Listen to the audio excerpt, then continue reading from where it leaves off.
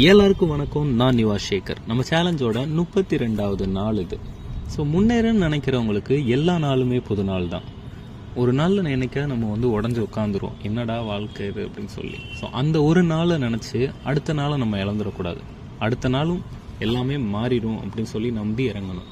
இதுதான் என் சைட்லேருந்து நான் எல்லாருக்கும் சொல்ல வர்றது. அப்புறம் இன்றைக்கி பாட்டு பாடி அப்லோட் பண்ணிட்டேன், பார்த்துக்கோங்க. நம்ம சேனலை சப்ஸ்கிரைப் பண்ணிக்கோங்க. பிடிச்சிருந்தா ஷேர் பண்ணுங்கள், லைக் பண்ணுங்கள். அண்டு இன்றைய கதை உங்களுக்காக. கதைப்பக்கம். மாமல்லபுரத்தில் மலர்ந்த காதல், பாகம் 32. சூரியன் தன் கதிர்களை மெல்ல மெல்ல பூமி மீது படரவிடும் நேரம் மித்ரா கண்கள் தூக்கத்தை தேடியது. படிகளில் அமர்ந்திருந்த ஆதவன் அங்கேயே படுத்து விட்டான். இருவரின் மனங்களும் தூக்கத்தில் அமைதியை அடைந்திருக்க, பொழுது விடுவதை கண்ட சக பயணிகள் தூக்கத்தை கலைத்து உடம்பில் சுறுசுறுப்பை ஏற்ற டீ வாங்கி பருகி கொண்டிருந்தனர். ரயிலின் ஓசை மட்டும் இருந்த இடத்தில் மக்களின் ஓசை மெல்ல அதிகரிக்க தொடங்கியது. யார் இந்த ஆதவன்? இவன் என்ன செய்து கொண்டிருக்கிறான் என்பதை காண்போமா? ஆதவன் வளர்ந்து வரும் பிசினஸ்மேன்களில் ஒருவன். சென்னையில் அவனுக்கென்று டெக்ஸ்டைல் இண்டஸ்ட்ரி உள்ளது.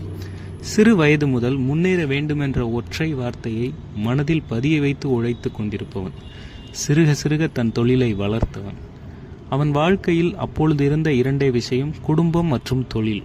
அந்த இரண்டு விஷயங்களில் மூன்றாவதாக இணைந்ததுதான் மித்ரா. யாரோ ஒரு பெண்ணுக்காக அவன் இன்று இந்த படிக்கட்டுகளில் உறங்கவில்லை.